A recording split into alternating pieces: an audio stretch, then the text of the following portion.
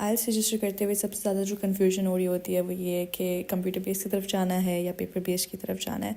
तो in this video I am gonna share 3 main factors जिसकी basis पे आप डिसाइड कर सकते हैं कि कौन सा वाला मोड आपके लिए बेहतर है. So welcome back to my channel, let's get started. तो सबसे पहले हम लोग थोड़ा सा डिफरेंस देख लेते हैं पेपर बेस्ड और कंप्यूटर बेस्ड का. इसमें हमारे पास जो स्पीकिंग मॉडल होता है हमारा, उसमें तो कोई डिफरेंस नहीं आता, वो एक्जैक्टली सेम ही होता है, simple face to face with an examiner. But जो रीडिंग और राइटिंग सेक्शन है उसमें ये है कि वैसे ऐसा उसमें भी कोई डिफरेंस नहीं है. उसमें बस यही होता है कि आंसर्स आपको लिखने होते हैं पेपर बेस्ड में, हैंड राइटिंग करनी होती है. बट कंप्यूटर बेस्ड में you just have to type with the keyboard.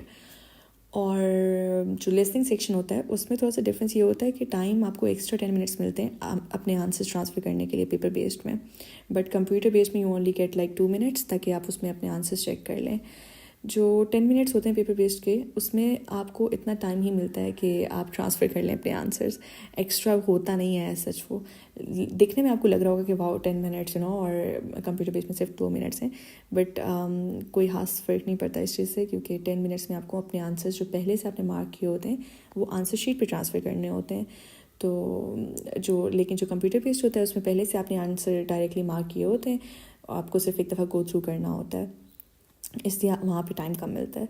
तो मेजर ऐसा कोई इसका डिफरेंस नहीं है. बाकी जो 3 मेन फैक्टर्स हैं जो इनको आपको कंसिडर करना चाहिए बिफोर डिसाइडिंग के कौन से वाले मोड की तरफ जाना है, उसमें सबसे पहले तो टाइपिंग आ जाती है कि आपकी टाइपिंग स्पीड कैसी है. अगर तो आपको लगता है कि बहुत अच्छी है तो of course you should go for computer based.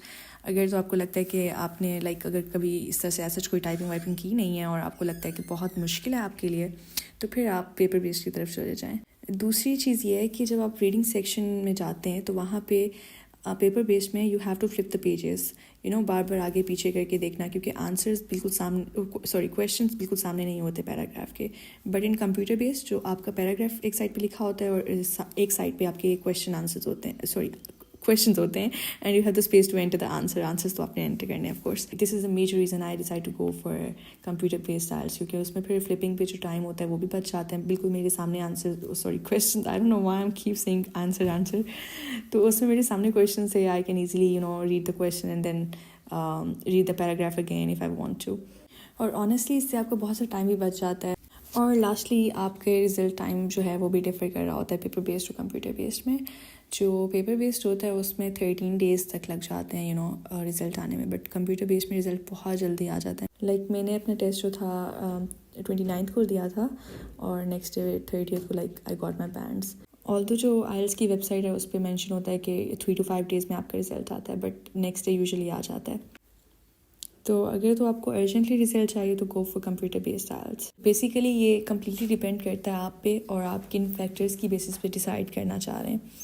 मेरे लिए सबसे मेजर यही था कि मेरा रीडिंग में जो है बहुत सारा टाइम बच रहा था. मेरे लिए ज़्यादा कन्वीनियंट था कि मेरे क्वेश्चन सामने पड़े हों और मैं जो हूँ देख के पैराग्राफ रीड कर लूँ. एक साइड पे पैराग्राफ हो, एक साइड पे क्वेश्चन हो, रादर देन कि मैं फ्लिप करती हूँ अपने पेजेस बैठ के. सेकेंडली मैं बहुत जल्दी चीज़ें भूल जाती हूँ, तो फिर मैं नहीं चाहती थी कि मैं बार बार क्वेश्चन देखूँ और मैं बार बार भूल जाऊँ उनको.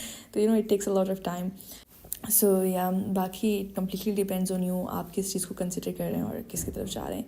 So that's about it. I hope you like the video and don't forget to like and subscribe for more.